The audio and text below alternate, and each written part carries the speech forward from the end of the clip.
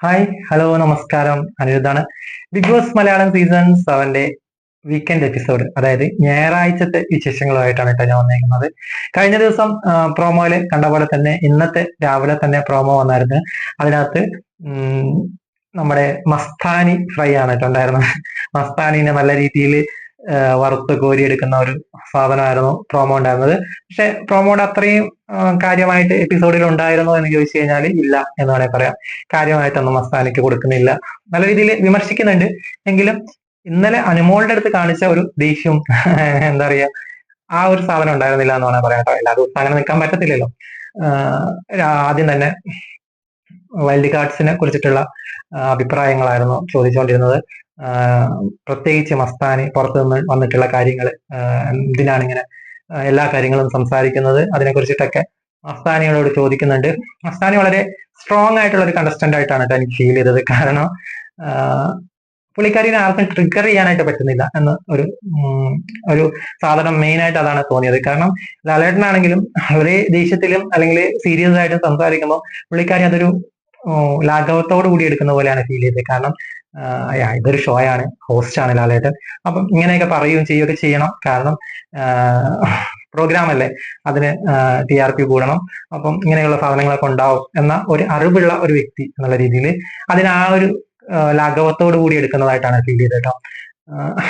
അതുകൂടാണ്ട് ആ വീടിനകത്ത് ഉള്ള ആൾക്കാർക്കൊന്നും വലിയ രീതിയിൽ പ്രൊവോക്ക് ആക്കാനായിട്ട് പുള്ളിക്കാരിനെ കഴിയുന്നില്ല. ട്രിഗർ ചെയ്യാനായിട്ട് പുള്ളിക്കാരി പലരെയും അങ്ങോട്ട് ട്രിഗർ ചെയ്യുന്നുണ്ട്. പക്ഷെ മസ്താനിനെ ട്രിഗർ ചെയ്യാനായിട്ട് ആരെക്കൊണ്ടും കഴിയുന്നില്ല എന്നുള്ളതാണ് സത്യം. ഇനിയുള്ള ദിവസങ്ങളിൽ മസ്താനിയുടെ ഗെയിം നല്ല രീതിയിൽ കളിക്കാൻ കഴിയും. മസ്താനിയുടെ ഒരു സ്ട്രാറ്റജി, അതായത് വീട്ടുകാരെ പറയുന്നതും കാമുകന്മാരെ കുറിച്ച് പറയുന്നതും പാർട്ട്ണറെ കുറിച്ച് പറയുന്നതും അതിനോടൊന്നും നമുക്ക് യോജിക്കാൻ കഴിയില്ല. ഒരിക്കലും അതൊന്നും അത്ര നല്ല കാര്യങ്ങളല്ല. പക്ഷേ ഇതൊക്കെ തന്നെയാണ് അതിനകത്തുള്ള ആൺകേസരികൾ, അതായത് ഒരു കൂട്ടം മെയിൽ ഷോവനിസ്റ്റുകളാണ് കൂടുതലായിട്ട് ബിഗ് ബോസിനകത്ത് ഇപ്പൊ നിലവിലുള്ളതിൽ. ഒരു പരിധി വരെ മെയിൽ ഷോവനിസ്റ്റുകളാണ്. അതായത് അക്ബർ ആയിക്കോട്ടെ, അപ്പാനി പിന്നെ പോയി, ഷാനവാസ്, നമ്മുടെ ഓനിയല്, അബി, എല്ലാവർക്കും ഒരു മെയിൽ ഷോവനിസം മെയിൻ ആയിട്ടുണ്ട്. കാരണം ബാക്കിയുള്ള സ്ത്രീകളെ ഭയങ്കരമായിട്ട് അടിച്ചിരുത്തുന്ന ഒരു സാധനം, ഒരു പച്ചയിൽ എടുത്ത് സംസാരിച്ച് അല്ലെങ്കിൽ കുറെ ഇടി പൊടി എന്നൊക്കെ പറഞ്ഞു കഴിയുമ്പോഴത്തേനും തളർന്നു പോകും പെൺകുട്ടികൾ അല്ലെങ്കിൽ സ്ത്രീകൾ എന്ന് കരുതുന്ന ഒരു കൂട്ടം ആൾക്കാരാണ്. അപ്പം അതുകൊണ്ട് തന്നെ അവരോടൊക്കെ അടിച്ചു നിൽക്കാൻ പറ്റിയ ഒരു കണ്ടസ്റ്റന്റ് ആയിട്ടാണ് മസ്താനിനെ തോന്നിയത്. കാരണം മസ്താനി ഒരിക്കലും ട്രിഗർ ആവുന്നില്ല. അവർ പറയുന്നത് അതേ രീതിയിൽ തിരിച്ചു കൊടുക്കാനായിട്ട് കഴിയുന്നുണ്ട്. അങ്ങനെയൊക്കെ നിൽക്കുമ്പോൾ നമുക്ക് സ്വാഭാവികമായിട്ടും പുറത്ത് കുറച്ച് നെഗറ്റീവ്സ് ഒക്കെ ഉണ്ടാവും. ഒരു പെൺകുട്ടി, ആണ് ഭയങ്കരമായിട്ട് ഷോവനിസം കാണിച്ചാലും കുഴപ്പമൊന്നുമില്ല, അത് അംഗീകരിക്കും ജനങ്ങള്. പക്ഷെ ഒരു പെൺകുട്ടി അങ്ങനെ നിൽക്കുമ്പോൾ അതിനെ അംഗീകരിക്കപ്പെടണമെന്നില്ല. കുറച്ച് നാളത്തേക്ക് കാണത്തുള്ളായിരിക്കും, ചിലപ്പോൾ എവിക്റ്റായി പോകുമായിരിക്കും. എന്താ പറയാ, അങ്ങനെയാണ് സമൂഹം ഉള്ളത്. ഒരു പെൺകുട്ടി അങ്ങനെയൊന്നും ചെയ്യാൻ പാടില്ല. പക്ഷെ ആണുങ്ങൾക്ക് എന്തോ ആവാന്നുള്ളൊരു നിലപാടാണ് പൊതുവേ ഉള്ളത്. അതുകൊണ്ട് തന്നെ മസ്താനിക്ക് ആ വീട്ടിൽ എത്ര നാൾ നിന്ന് പോകാൻ പറ്റും എന്നുള്ളതിനെ കുറിച്ച് എനിക്ക് ചെറിയ ഡൗട്ട് ഉണ്ടെങ്കിലും നിൽക്കുന്ന കാലം നല്ലൊരു കണ്ടസ്റ്റന്റ് ആയിട്ട് ഫീൽ ചെയ്യുന്നുണ്ട്. ജെന്യുവൻ ആയിട്ട് നിന്ന് കളിക്കുവാണെങ്കിൽ കേട്ടോ, വീട്ടുകാരെ പറയാതെ മറ്റുള്ള ആംഗ്യ ഭാഷകളൊന്നും കാണിക്കാണ്ട് നല്ല രീതിയിൽ പ്രൊവോക്ക് ചെയ്ത് അവരെ തിരിച്ച് അവർ പറയുന്ന കാര്യങ്ങൾ തിരിച്ച് നല്ല രീതിയിൽ കൊണ്ടും കൊടുത്ത് നിൽക്കുവാണെങ്കിൽ മസ്താന് ഭയങ്കര സ്ട്രോങ് ആയിട്ട് നിൽക്കുമെന്ന് തോന്നുന്നു. അതുകൊണ്ട് തന്നെ ലാലേട്ടന്റെ ഈ എന്താ പറയാ വിമർശനങ്ങളെയൊക്കെ പോസിറ്റീവായിട്ട് എടുത്തിട്ട് അടുത്ത ആഴ്ചകളിൽ നല്ല രീതിയിൽ കളിക്കാനായിട്ട് മസ്താനിക്ക് കഴിയട്ടെ എന്ന് വിചാരിക്കുന്നു. ഇതിന് ശിക്ഷയായിട്ട് മസ്താനിക്ക് പുറത്തുള്ള കാര്യങ്ങളൊക്കെ ഉള്ളിൽ വന്ന് പറഞ്ഞതിനും വീട്ടുകാരെ പറഞ്ഞതിനൊക്കെയുള്ള ശിക്ഷയായിട്ട് ലാലേട്ടൻ കൊടുക്കുന്നത് ഇനി അടുത്ത 2 ആഴ്ചയിൽ ഡയറക്റ്റ് നോമിനേഷൻ ആണ്. അതിപ്പം വലിയ കാര്യമായിട്ടൊന്നും തോന്നുന്നില്ല. കാരണം എന്താണെന്ന് പറഞ്ഞാൽ മസ്താനി അവിടെ ഉള്ളവർക്ക് പ്രിയപ്പെട്ട ഒരാളല്ല. അതുകൊണ്ട് തന്നെ സ്വാഭാവികമായിട്ടും നോർമലായിട്ട് നോമിനേഷനിൽ പല കാരണങ്ങൾ പറഞ്ഞ് വോട്ട് ചെയ്യുന്ന സംഭവം ഇല്ലാതായി എന്ന് വേണമെങ്കിൽ പറയാം. കാരണം എന്താണെന്ന് പറഞ്ഞാല് പലരും പല റീസൺസ് പറഞ്ഞിട്ടാണല്ലോ മസ്താനിനെ വോട്ട് ചെയ്യുക. അവൾ അങ്ങനെ പറഞ്ഞു ഇങ്ങനെ പറഞ്ഞു, വീട്ടുകാരെ പറഞ്ഞ് തെറി പറഞ്ഞു എന്നൊക്കെ പറഞ്ഞ് അടുത്ത ആഴ്ചയും അത് കഴിഞ്ഞിട്ടുള്ള ആഴ്ചയൊക്കെ ആ വീട്ടിൽ നിൽക്കുന്നിടത്തോളം കാലം മസ്താനി എന്തായാലും നോമിനേഷനിൽ വരാൻ ചാൻസ് ഉണ്ട്. അതിപ്പോ ബിഗ് ബോസ് അതില്ലാതെയാക്കി ഡയറക്റ്റ് നോമിനേഷൻ ഇട്ടതുകൊണ്ട് കാരണങ്ങളൊന്നും പറയാതെ ഡയറക്റ്റ് നോമിനേഷനിൽ പോകാനേ ഉള്ളൂ. അല്ലാതെ ഒരു വലിയ ശിക്ഷയായിട്ട് ഫീൽ ചെയ്തില്ല. കാരണം മസ്താനിനെ സംബന്ധിച്ചോ വേറെ ആൾക്കാരൊക്കെ ആണെങ്കിൽ അതൊരു ശിക്ഷയായാല്. പക്ഷെ മസ്താനിയെ സംബന്ധിച്ചിട്ട് അന്ന് മുതലേ അവിടുത്തെ ആൾക്കാരുടെ കണ്ണിലെ കരടാണ്. അപ്പൊ അതുകൊണ്ട് തന്നെ ഇനിയുള്ള ആഴ്ചകളിൽ എന്തായാലും നോമിനേഷനിൽ വരും. 2 പേര് നോമിനേറ്റ് ചെയ്ത് കഴിഞ്ഞാൽ പുള്ളിക്കാരി നോമിനേഷൻ വരും. അപ്പൊ പിന്നെ ഡയറക്റ്റ് നോമിനേറ്റ് ആയി കഴിഞ്ഞു കഴിഞ്ഞാൽ വലിയ പേടിക്കാനൊന്നുമില്ല. പക്ഷെ ജനങ്ങളോട് എനിക്ക് പറയാനുള്ളത് മസ്താനിനെ പരമാവധി വോട്ട് ചെയ്ത് അവിടെ നിർത്തണം, എങ്കിലാണ് അവിടെയുള്ള കുറെ ഷോവനിസ്റ്റുകളുടെയൊക്കെ പത്തി ഒന്ന് താഴ്ത്താനായിട്ടുള്ള ഒരു സംഭവം ഉണ്ടാവത്തുള്ളൂ. ഗെയിം അല്ലേ, ഗെയിമായിട്ട് എടുക്കണമെന്നേ. കാരണം അവിടെ ആണുങ്ങൾ കളിക്കുന്ന ഒരു ഗെയിം ഇപ്പം കുറച്ച് ലേഡീസ് കളിച്ച അനുമോളും മസ്താനിയൊക്കെ എടുത്ത് കളിക്കട്ടെ, അവരും സ്റ്റാർ ആയിട്ട് വരട്ടെ. കാരണം എപ്പോഴും ഈ രാജാക്കന്മാർ മാത്രം ഉണ്ടായാൽ മതിയായിരുന്നു. ബിഗ് ബോസിനകത്ത് കുറച്ച് രാജ്ഞിമാരും ഉണ്ടാവാത്തതാണ്. കാരണം അങ്ങനെയാണ് ഈ ഗെയിമിന്റെ ഒരു ചരിത്രം എന്നൊക്കെ വേണമെങ്കിൽ പറയാം. കാരണം ഇപ്പൊ തമിഴിലായിക്കോട്ടെ മലയാളത്തിലായിക്കോട്ടെ എല്ലാ ഒരു നമ്മൾ കണ്ടുകൊണ്ടിരിക്കുന്ന ഒരു സാധനം അതാണ്. അതായത് കുറച്ച് നുണ പറയുക, കള്ളം പറയുക, നിലപാടില്ലാതെ നിൽക്കുക, കുറച്ച് ഷോവിനിസം കാണിക്കുക, ടോക്സിക് ആവുക എന്നൊക്കെ പറയുന്ന അങ്ങനെയൊക്കെയുള്ള ആൾക്കാർ ജയിച്ചു കയറിയിട്ടുള്ള ചരിത്രമാണ് ഇവിടെ ഉള്ളത്. അപ്പം സ്വാഭാവികമായിട്ടും നല്ല കുട്ടിയായിട്ട് വന്ന് നല്ലത് മാത്രം പറഞ്ഞ് കള്ളമൊന്നും പറയാതെ നന്മ മാത്രം ചെയ്ത് നിന്ന് കഴിഞ്ഞാൽ ആർക്കും ഇഷ്ടപ്പെടത്തില്ല, ആരും വോട്ടും ചെയ്യത്തില്ല, അവരെയൊക്കെ പുറത്താക്കും. അപ്പൊ അതുകൊണ്ട് ഇങ്ങനെയൊക്കെയുള്ള ആൾക്കാർ അവിടെ നിൽക്കണം. അപ്പൊ എതിരാളികൾ വേണമല്ലോ സ്വാഭാവികമായിട്ടും. അപ്പം മസ്താനിനെ എല്ലാവരും വോട്ട് ചെയ്ത് 2-3 ആഴ്ചയൊക്കെ നിലനിർത്തണം എന്നാണ് എനിക്ക് പറയാനുള്ളത്. ഇന്ന് മെയിനായിട്ട് അതായിരുന്നു. പിന്നെ ജിഷിന്റെ ആ മറ്റേ പണിപ്പുര ടാസ്കിനെ കുറിച്ചിട്ടൊക്കെ സംസാരിക്കുന്നത്. ജിഷിന് ലാലേട്ടൻ ഒരു പ്രസന്റേഷൻ കൊടുക്കുന്നുണ്ട്. അതായത് ടീഷർട്ടിൽ ലവിംഗ്ലി മോഹൻലാൽ എന്നൊക്കെ എഴുതിയിട്ടുള്ള ഒരു ടീഷർട്ട് ഗിഫ്റ്റ് ആയിട്ട് കൊടുക്കുന്നുണ്ട്. അക്ബറിന് അതൊന്നും പിടിച്ചിട്ടില്ല കേട്ടോ. കാരണം അത് അക്ബറിനെ കൊണ്ടാണ് കൊടുപ്പിക്കുന്നതെങ്കിലും അക്ബറിന്റെ മുഖം കണ്ടാണ് അറിയാം. ലാലേട്ടനെ 4 തെറി പറയാനുള്ള ഒരു സാധനം അക്ബറിന്റെ മുഖത്ത് എഴുതി വെച്ചിട്ടുണ്ടായിരുന്നു ആ സീനിലൊക്കെ. പിന്നെ അടുത്തതായിട്ട് ഉണ്ടായിരുന്നത് നമ്മുടെ അനുമോളുടെ തന്നെ കിച്ചൺ ടീമുമായിട്ട് ബന്ധപ്പെട്ടുള്ള ദോശ കൊടുത്തതിനെ കുറിച്ചിട്ടുള്ള ഒരു ചർച്ചയൊക്കെ ഉണ്ടായിരുന്നു. പിന്നെ എലിമിനേഷനിലേക്ക് വരുമ്പോഴത്തേനും നമ്മുടെ 4 പേരെ ആദ്യം തന്നെ സേവ് ആക്കുകയാണ് ചെയ്യുന്നത്. രന ഫാത്തിമ, ആദില, ഷാനവാസ്, അക്ബർ, ഇവരെ 4 പേരെയും സേവ് ആക്കുന്നു.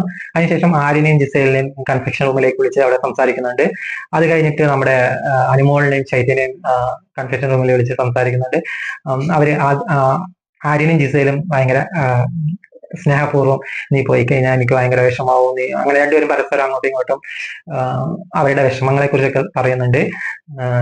ഇപ്പുറത്ത് അനുമോളും ചൈത്യനും നീ എന്നെ ഭയങ്കരമായിട്ട് തെറ്റിദ്ധരിച്ചു, ഞാൻ നിന്നെ ഭയങ്കരമായിട്ട് സ്നേഹിച്ചു, ഞാൻ നിന്റെ പേഴ്സണൽ കാര്യങ്ങളൊന്നും ആരോടും പറഞ്ഞിട്ടില്ല എന്നൊക്കെ പറഞ്ഞ് ചൈത്യ അനുമോളെ കെട്ടിപ്പിടിച്ച് കരയുന്നുണ്ട്, ഉമ്മ വെക്കുന്നുണ്ട്. ആ ഫേക്ക് ആയിട്ട് തോന്നിട്ട്. കാരണം നിൽക്കുമ്പോൾ ജെന്യുവനായിട്ട്, ഇറങ്ങി പോകുമ്പോഴും ജെന്യുവനായിട്ട് നിന്നുകൂടെ എന്ന് തോന്നുന്ന തരത്തില ചൈത്യ അവിടെ പ്രവർത്തിച്ചത്. കാരണം ചൈത്യയുടെ മനസ്സിൽ ഫുൾ അനുമോളോടുള്ള ദേഷ്യമാണ്. എന്നിട്ട് അവിടെ ചെന്നിട്ട് എനിക്ക് ഭയങ്കര വിഷമമായി എന്നൊക്കെ പറഞ്ഞ് കരയുന്നൊക്കെ വളരെ ഫേക്ക് ആയിട്ടാണ് ഫീൽ ചെയ്തത്. പറയാതിരിക്കാൻ പറ്റത്തില്ല, അതുകൊണ്ട് പറയുന്നതായിട്ട് വേറെ ഒന്നുമല്ല. അവിടെ എവിക്റ്റ് ആയി പോകുന്നത് നമ്മുടെ ചൈത്യയാണ്.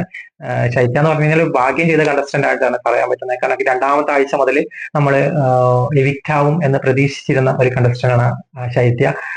എന്തൊക്കെയോ ഭാഗ്യങ്ങൾ കൊണ്ട് എന്നിട്ട് ഷാരിക കേട്ടോ, നമ്മുടെ ഹോട്ട് സീറ്റ് ഷാരികയും സാരികയൊക്കെ പോയ ആഴ്ചയിൽ നോമിനേഷനിൽ ഇല്ലാത്തത് കൊണ്ട് രക്ഷപ്പെട്ടു പോയതാണ്. അല്ലെങ്കിൽ ചൈത്യയൊക്കെ 2ാമത്തെ 3ാമത്തെ ആഴ്ചയൊക്കെ ഔട്ടായി പോകേണ്ട ആളാണ്. ഒരു എവിക്ഷൻ ഫ്രീ വീക്ക് ഉണ്ടായിരുന്നു. ആ ആഴ്ചയും ശൈത്യം ഇല്ലാത്തത് കൊണ്ട് മാത്രം ശൈത്യ രക്ഷപ്പെട്ടു പോയതാണ്. അപ്പൊ ഈ ആഴ്ചയിൽ ശൈത്യയുടെ ദിവസം വന്ന് ഞായറാഴ്ച ശൈത്യ എവിക്റ്റ് ആയി പോയിരിക്കുകയാണ് കേട്ടോ.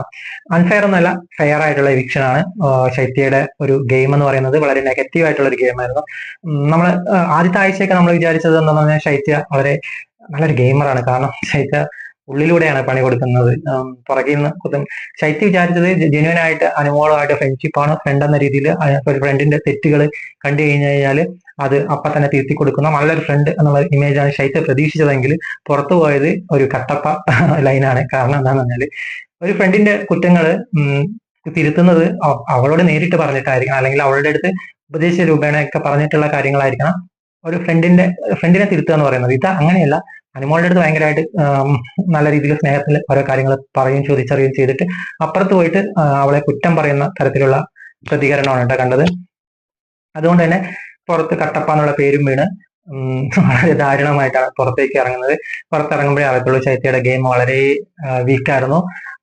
പ്രത്യേകിച്ച് അനുമോളോട് ചെയ്തിരുന്ന കാര്യങ്ങൾ എന്ന് പറയുകയാണെങ്കിൽ അനുമോൾ എന്തോ ആയിക്കോട്ടെ, അനുമോളുടെ ഭാഗത്ത് ശരിയോ തെറ്റോ എന്തൊക്കെയോ ഉള്ളത് അനുമോളുടെ ഡയറക്റ്റ് പറഞ്ഞ് ക്ലിയർ ചെയ്യുക. ഒരു നല്ല രീതിയിൽ ഒപ്പോണന്റ് ആയിട്ട് നിന്ന് കളിച്ചിരുന്നെങ്കിൽ ഇത്രയും നെഗറ്റീവ്സ് ഉണ്ടാവത്തില്ല. കാരണം ഒരിടത്ത് വേറൊരു ഫേസ് മറ്റൊരിടത്ത് വേറൊരു ഫേസ് ആയിട്ട് ഇങ്ങനെ ഡബിൾ ഗെയിം കളിച്ചതാണ് ആ ചൈത്യനെ ഏറ്റവും കൂടുതൽ നെഗറ്റീവ് ആക്കിയത് വേണമെങ്കിൽ പറയാം. അപ്പൊ അതുകൊണ്ട് തന്നെ ചൈത്യയുടെ എവിക്ഷനും വളരെ ജെന്യുവൻ ആയിട്ട് അല്ലെങ്കിൽ വളരെ ഫെയർ ആയിട്ടുള്ള ഒരു എവിക്ഷനാണ്, അൺഫെയർ അല്ല. പിന്നെന്താണ് മെയിനായിട്ടുണ്ടായിരുന്നത്, ഇതൊക്കെ തന്നെയാണ് കേട്ടോ വീക്കെൻഡ് എപ്പിസോഡ് എന്ന നിലയിൽ ഇന്നത്തെ ലാലേട്ടന്റെ എപ്പിസോഡിൽ ഉണ്ടായിരുന്നത്. വളരെ നമ്മുടെ നെവീന്റെ ക്യാപ്റ്റൻസിനെ കുറിച്ച് സംസാരിക്കുന്നുണ്ട്. ക്യാപ്റ്റൻ എങ്ങനെ ഉണ്ടായിരുന്നു?